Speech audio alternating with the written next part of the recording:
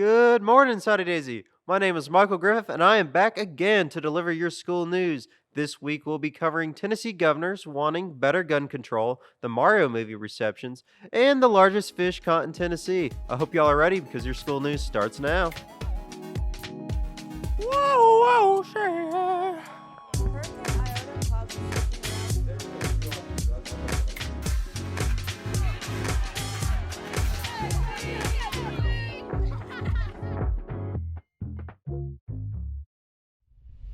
Testing will continue into next week, so keep up the good work, Soddy Daisy. Don't forget the talent show is coming up next Friday, so come on out and support your peers. That's about all we have for school news. Now to April Jacob with your Soddy Score Report. Thank you, Michael. That's right, it's me, April Jacob. All right, Trojans, let's get to the Soddy Score Report. The baseball team played East Hamilton Monday and beat them 4-3, but lost against them Tuesday. They stand at 8-2 in the district. The Trojan Classic starts today and goes into this weekend. The Lady Trojan softball beat Whitwell 13-3 Tuesday, resulting in a district record of 4-1 for the season. This Tuesday, boys soccer team beat East Ridge 4-3, making their district record for the season 3-0.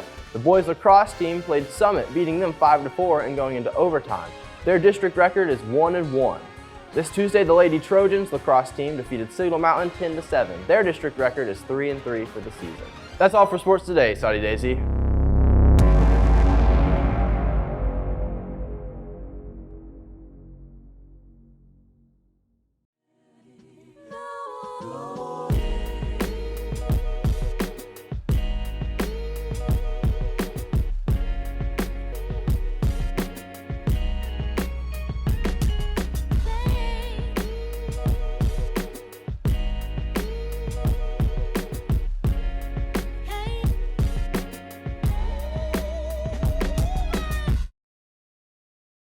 Chattanooga Mayor Tim Kelly, along with 3 other Tennessee mayors, have written a letter to state leaders calling for a reduction in gun violence within our state. This letter was written in response to the most recent mass shooting at Covenant School in Nashville. This killed 3 adults along with 3 elementary school children. The letter argues the correlation between gun laws and gun violence rates, explaining how the 6 states within the strongest gun control laws rank lowest among the 8 safest states for the rates of gun violence.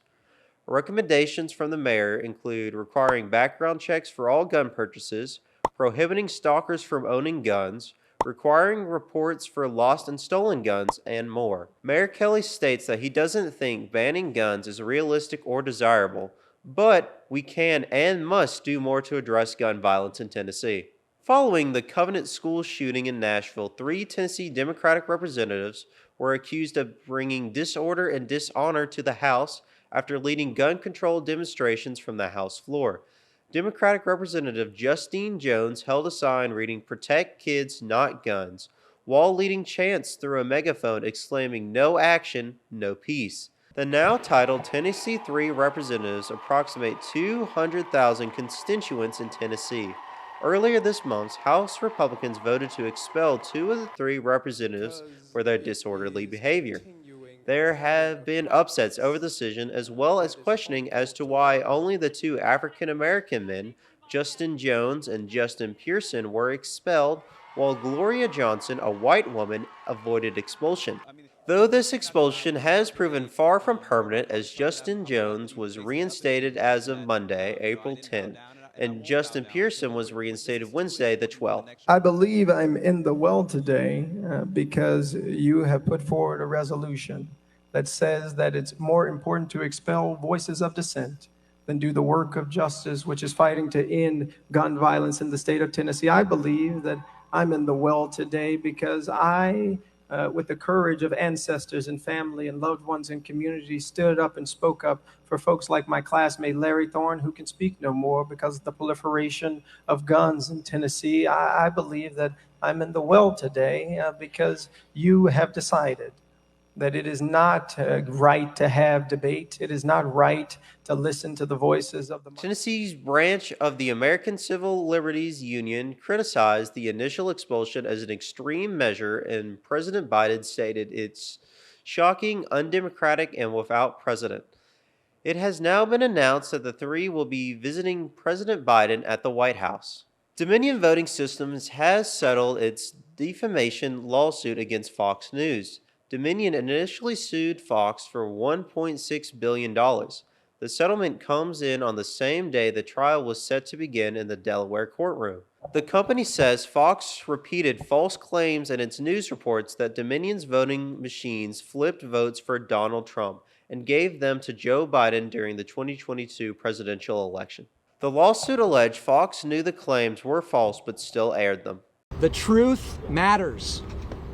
Lies have consequences. Over 2 years ago, a torrent of lies swept Dominion and election officials across America into an alternative universe of conspiracy theories, causing grievous harm to Dominion and the country. Today's settlement of $787,500,000 represents vindication and accountability.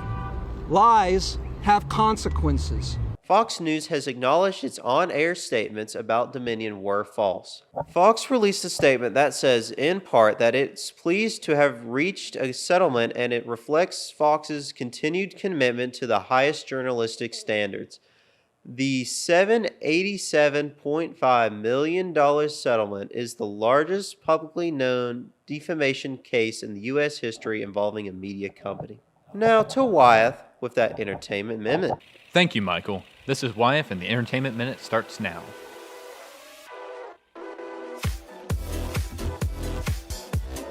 We be getting these visions wherever we see. Fussy, you do Marthagram.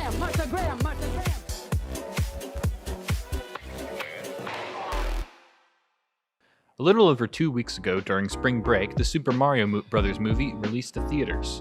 Our Italian plumbers have had an incredible turnout, breaking the $500 million box office gross mark last week and still climbing.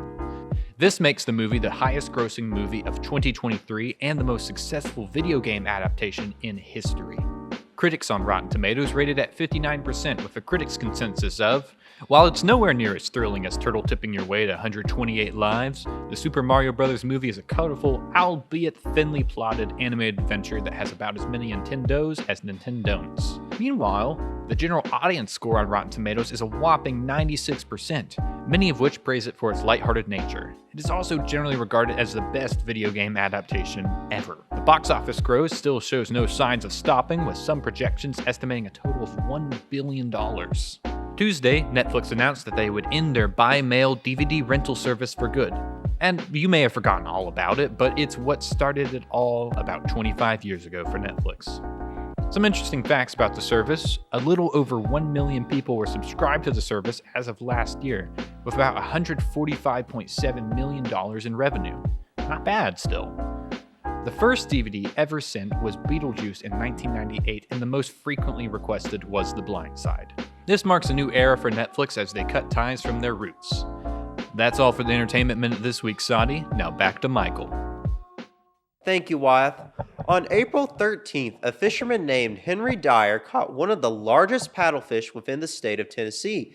Henry's award-winning paddlefish weighed in at a whopping 149 pounds. The fish was caught on the Cherokee Reservoir in Kingston, Tennessee. Henry didn't only win the award for the largest paddlefish, but also the largest fish of any species to be caught in Tennessee. Well, Soddy Daisy, I know what I'm going to try and do this weekend. That's all for this week, Soddy Daisy. I hope you all enjoyed that fishy story as much as I did. Till next time.